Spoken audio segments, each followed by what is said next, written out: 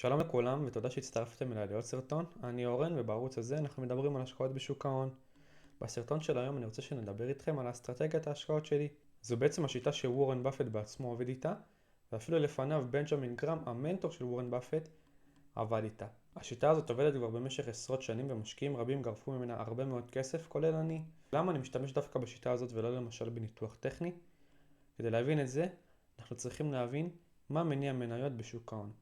כמובן שחלקכם בטח אומרים היצע וביקוש, וזה נכון, אבל זה גם לא מדויק. שוק ההון עובד בעיקר על רגש של בני אדם. הסיבה לכך שבני אדם אנשים מאוד מאוד רגישים, במיוחד שמדובר בכסף שלהם. בהשקעות ערך אנחנו רוצים להימנע מזה, ולפעול אך ורק על פי העובדות והנתונים שהחברה נותנת לנו בדוחות הכספיים. חברה ציבורית שנסחרת בבורסה חייבת לדווח שתי דוחות כספיים, דוח שנתי ודוח רבעוני. הדוח השנתי מסכם לנו את כל הפעילות שהחברה עשתה בשנה האחרונה, והדוח הרבעוני מסכם לנו את הרבעון האחרון, זאת אומרת, את שלושת החודשים האחרונים. כשאנחנו בוחנים את הדוחות הכספיים האלה, אנחנו יכולים להסיק הרבה מאוד מסקנות שיעזרו לנו אם לבחור בהשקעה הזאת כהשקעה טובה או השקעה לא טובה. המחיר של מניה משתנה בהתאם לביצועי החברה, כי בסופו של דבר, מניה מייצגת לבעלות קטנה על עסק. אז אם הרווחים של אותו חברה ילכו ויצמחו לאורך זמן, נוכל לראות גם את מחיר המניה הולך ומטפס. אבל אם הרווחים של החברה ייפגעו, זה יהיה מגולם במחיר המניה, והמניה ככל הנראה תקרוס. כדי לראות את זה בצורה ויזואלית, אני רוצה שנשווה את מחיר המניה של מטא ואת גרף הרווחים של מטא בחמש שנים האחרונות, ונראה אם יש איזשהו קשר ביניהם. אז בואו נסתכל, נתחיל מכאן במחיר המניה שעמד על $200 בשנת 2019. המחיר עלה, ירד קצת, אבל אחר כך המשיך לעלות. בשנת 2021 הגיע לשיא כל הזמנים של אזור $360. בשנת 2022 המחיר ממש קרס, הגיע לכאן $90 בלבד, אבל בשנת 2023 המחיר עלה מאוד. אנחנו רואים כאן עלייה מאוד רצינית לאיפה שנמצאת היום. בשנת 2024 $590. עכשיו בואו נסתכל מבחינת רווחים מה קרה. אנחנו רואים בשנת 2019 רווחים של $2 מיליארד לרבעון. הרווחים עלו, ירדו קצת, אבל עלו בחזרה לכאן. לאזור של שנת 2021 אנחנו רואים כאן איזה שיא ברווחים. בשנת 2022 הרווחים קורסים. אנחנו רואים כאן שחוזרת אזור $4 מיליארד, אבל בשנת 2023 הרווחים עולים בחזרה שוב למחירים של כל הזמנים. החברה חזרה להרוויח בצורה מאוד משמעותית בשנים האלה. אנחנו רואים איזשהו קשר מאוד חזק בין מחיר המניה של מטא לבין הרווחים של מטא. אנחנו רואים שהתרשימים שציירתי כמעט זהים. ובואו נעבור לעוד מניה, הפעם נסתכל על מניית אינטל.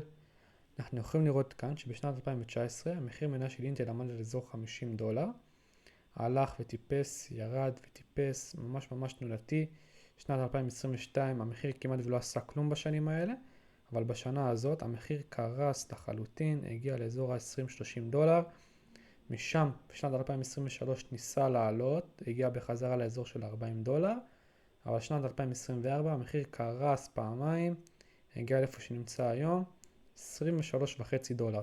בואו נסתכל הפעם מה קרה מבחינת הרווחים. אנחנו רואים בשנת 2019 רווחים של $4 מיליארד. הרווחים עלו וירדו גם הם בצורה מאוד תנודתית. בשנת 2022 הרווחים קרסו. אנחנו רואים כאן שאינטל הפכה להיות חברה לא רווחית. משם ניסו לטפס, ירדו בחזרה, ניסו כאן לטפס שוב, מה שראינו שעלה $40. אבל שנת 2024 קרסו פעמיים, בדיוק כמפי מחיר המניה. אנחנו רואים גם כאן קשר מאוד חזק בין הרווחים של החברה לבין מחיר המניה של החברה. אבל כפי שאמרתי לכם, זה לא תמיד עובד ככה, כי אנשים משקיעים בעיקר בזכות רגש ולא בזכות העובדות ונתונים שמציגים לנו לדוחות הכספיים. אנחנו לא צריכים להסתכל על גרף של מניה ולהגיד אוקיי, המניה הזאת ירדה 50%, כנראה שהיא תעלה, כי זה לא נכון. מניה ששווה $100 יכולה לרדת 50% ל-50, ואז עוד 50%, ועוד 50%, ועוד 50%, ובעצם היא יכולה גם להימחק מהבורסה. ולכן אנחנו מעדיפים לא לפעול על פי הגרף, אלא יותר על פי נתוני העסק. כי חשוב לזכור שחברות בסופו של דבר הן עסקים לכל דבר.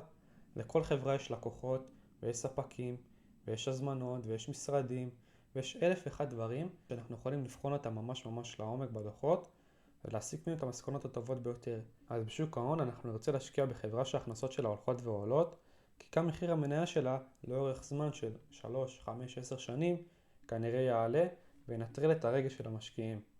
אז איך אנחנו בוחנים את זה? יש 3 דוחות מאוד מאוד חשובים שאנחנו צריכים לבחון בחברה, שנקראים דוח מאזן, דוח רווח והפסד ודוח תזרים מזומנים.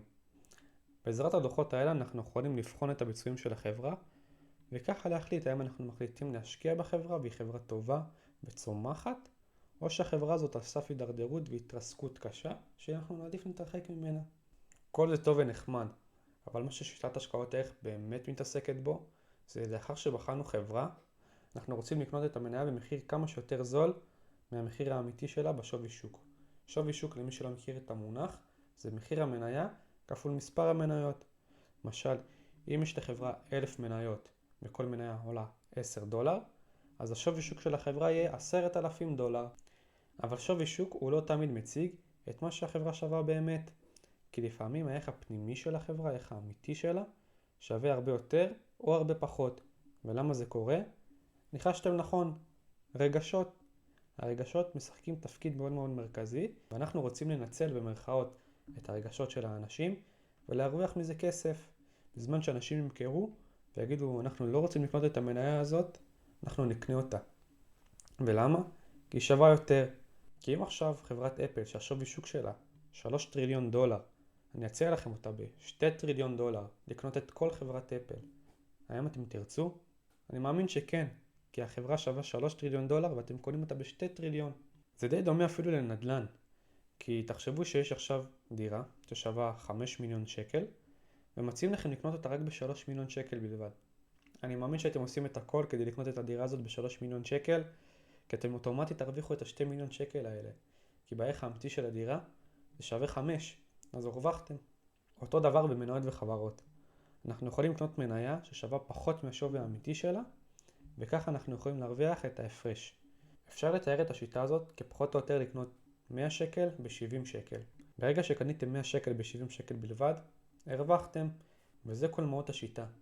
אנחנו רוצים לקנות משהו בפחות משהו שווה באמת, ואוטומטית להרוויח. אל תשכחו ללחוץ על כפתור הסאבסקרייב ולהירשם כמנויים לערוץ כדי לא לפספס את הסרטונים הבאים שאני אעלה. מוזמנים לעקוב אחרי גם בעמוד האינסטגרם שלי, אורן יהודה באנגלית, ששם אני מעלה חדשות ועדכונים לגבי שוק ההון באופן יומיומי ושוטף. אז אל תשכחו לעקוב גם שם, ונתראה בסרטון הבא.